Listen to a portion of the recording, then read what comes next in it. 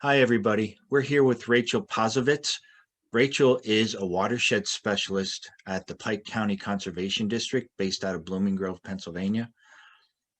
Rachel, can you tell us a little bit about what a watershed specialist does? Yes. Hello, everyone. I am a watershed specialist at Pike County Conservation District. The conservation districts around Pennsylvania are the county agencies that do work to protect our natural resources like air, water, our soils. We help people get their permits. We help educate people. My job at the Pike County Conservation District as a watershed specialist is to educate the public about all the ways in which human activities may impact our water resources. I also do a lot of field work myself. I go around to wells. I have 21 well sites, people's drinking water sources around the county. And I am part of a USGS, several decade long program that has been monitoring our groundwater levels. So I go around to different wells and I test the groundwater levels. I also go out into the streams every spring and late summer.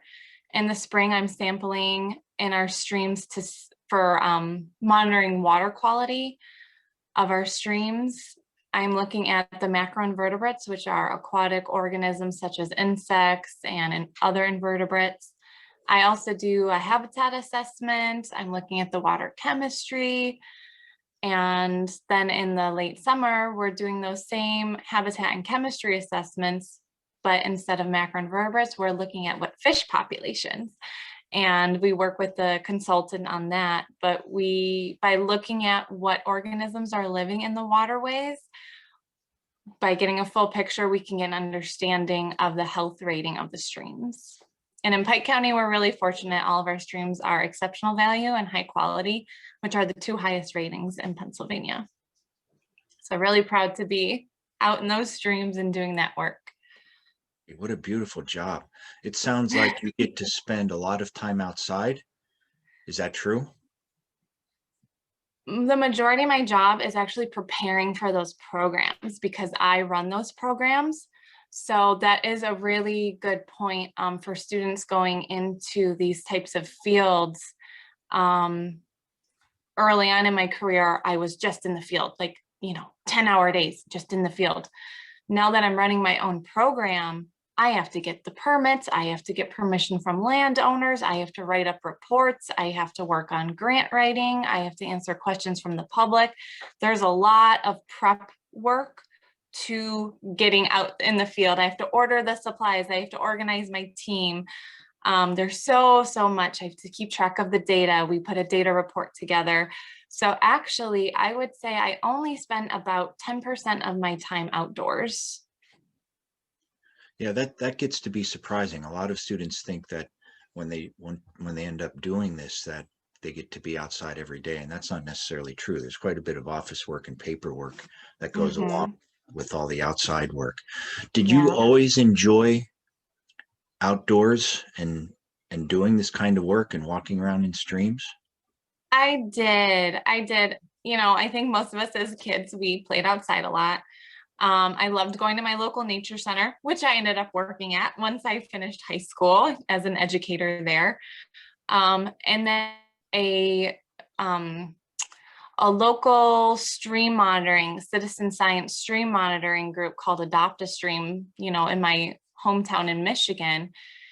And that opened my eyes and I was like, this is what I want to do for my life. We went out in the streams, sampled the macroinvertebrates, did a health stream rating. And that was just, I knew this is what I want to do. It tied in all my interests together. So that's one thing I really try to encourage students is volunteer, get experience, get active, work with community groups, because you might find what you really want to do through that hands-on experience. Can you tell us a little bit about your education background? I mean, you just told us about why you ended up here. What schools did you go to and what did you study? Definitely. I started off with community college. I had no university plans in high school whatsoever. So I just went to community college. Luckily, my school was really good. I know the community colleges around here are known to be really good as well. I took as many different classes as I could. I was actually really involved in the arts in high school. So I did all different kinds of courses, the full spectrum, and I fell in love with my biology class. It really got my brain going. I always have loved the environment since a kid. I've loved, trees and nature and animals, and always wanted it to be protected, even though I didn't know that much about it. So I was piqued by biology. I started volunteering with this stream monitoring group. And then in community college, I was like, well, where do I go from here? I like biology. I like helping nature. What do I do? My community college had a lot of career resources. I did like a career personality test. I did all this searching in their system on what schools, all over had programs related to my interests. So I kind of narrowed it down from there. I ended up choosing Michigan State University because it was only 2 hours from home. I didn't want to go super far. And they had a great zoology program. I knew I wanted to do something with animals, specifically wildlife. So I ended up getting my degree, my bachelor's of science, and I recommend getting a bachelor's of science, not bachelor's of arts. If you're going into the conservation or environmental career path, it really does make a difference. The bachelor's of science applies to, it's applied science. So you're learning the actual technical skills and you're applying the sciences more, which you need in jobs. But my full degree is Bachelor of Science of Zoology with a concentration on evolution, ecology, organismal biology. I tailored my courses to incorporate water resource management because I knew I didn't just want to be in a lab. I didn't just want to be under a microscope. I wanted to be doing something influencing conservation. So I was able to have a very diverse course workload by talking with my career counselor. And it was interesting because there's been many job applications where I have benefited in my competition by listing out that resource coursework that I normally would not have taken. So it really, if you can tailor your coursework to where you really want to go in life, every choice you make matters. Is part of your job then like continuing education? I mean, you have a Bachelor of Science, and now do you have to keep learning things? I would say yes. Things are always changing in science, but a lot of the core things remain the same. A big part of the mission that hasn't changed is educating people. That's never going to change. But yes, I'm fortunate at Pike County as employees, it's built into our work that we are allotted, a certain amount of training. So I'm always taking webinars and courses, before the pandemic, I'd be going to in-person conferences and, networking and learning and going to all those workshops to learn about what's the latest. And a lot of my previous jobs, I went to a lot of conferences and did a lot of trainings. It really helps you do the best at your job to keep abreast of all the new things that are going on. And then I would say half of that is networking with other professionals. Say, oh, you're working on this. I'm working on something similar. Maybe we can work together. Or maybe you could share that paper with me that you mentioned. Or, I need someone that does this type of work. And can you get me in touch with somebody so we can work together better? It's really important in conservation that we're not in our separate islands doing the same stuff. We really need to consolidate resources. A lot of our work is grant funded, so we need to make the most of what we're doing. Sure. You have a lot of education background and field experience as you were going through school and all of that. As you did all of that, were there any stumbling blocks that you came across? Oh my goodness. I love this question because yes. One thing I really want students to be aware of is it's very good to plan. It's very good to, take hold of where you want to go in life, keep active, keep those experiences rolling in, but do not get down on yourself when something doesn't work how you originally planned, and be flexible, be versatile. I can only speak from my experience, but for me, my path was not a straight line. There were so many curves and bumps and hills along the way.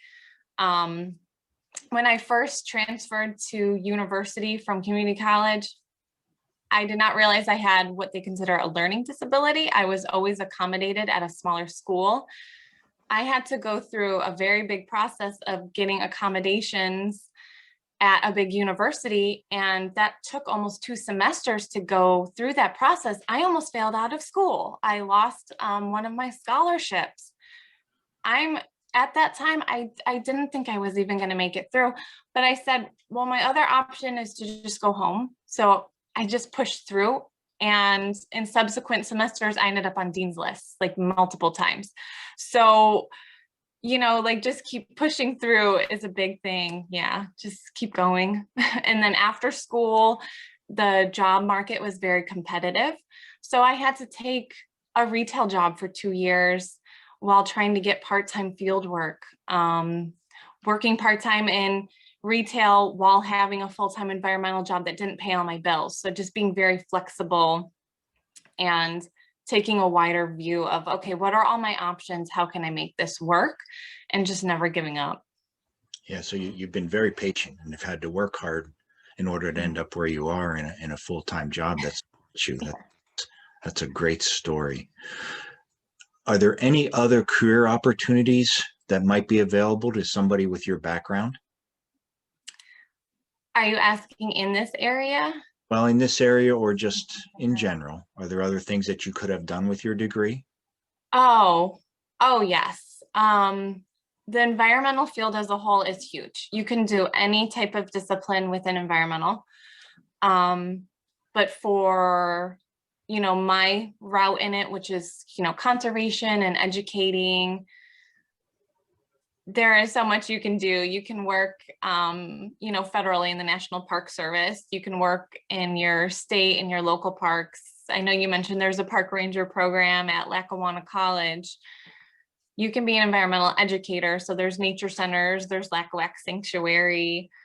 There's a conservation district in every county. There are nonprofits that deal with the environment. There's watershed associations.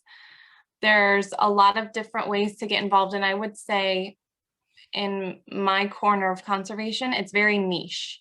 So, yeah, as you go, you'll see each organization's a little different. They do a little different things, and they tend to not be abundant jobs, but if you look, you will find them. Great. So what's the best part of your job?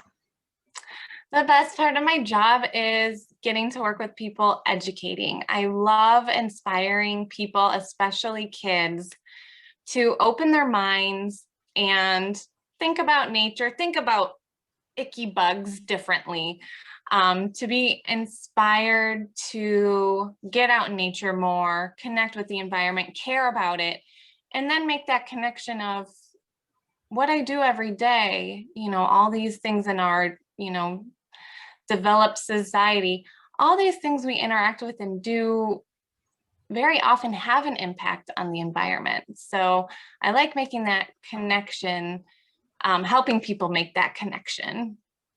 And the best part of my job is being able to make a difference. I think we really do by helping people to understand that connection. Very good. So you do a lot of things then that help make the world a better place. I like to think so. Yeah, and definitely I can't leave out finding macroinvertebrates, the stoneflies, the mayflies, the caddisflies, the very sensitive, very unique species in our streams. That's always really, really exciting to see all the amazing diversity that we have. Yeah. And fish. I like finding the fish too. It's really cool finding trout. You've given students a lot of great advice and things to think about, especially if they want to work in the environmental field. Do you have any final advice to share with them? I would say get to know yourself, explore, do not keep yourself in a box, allow yourself to change and evolve, say yes more, take every interesting new opportunity. I highly recommend study abroad or study away programs at schools. I had to finance it through a loan. I almost didn't do it. It was one of the best things I ever did. Went to Alaska, we studied streams.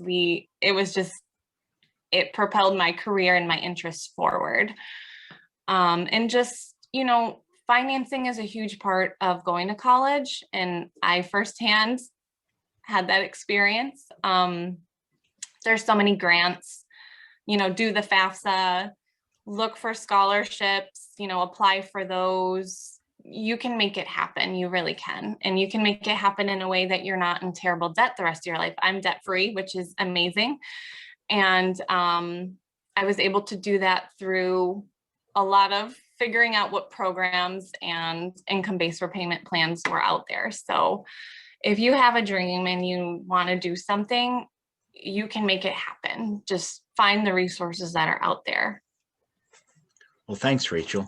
And again, you've shared a lot of great background and experience and advice for the students. So let's hope that we have more students out there that want to do environmental work. We really appreciate it. Thank you. Thank you so much.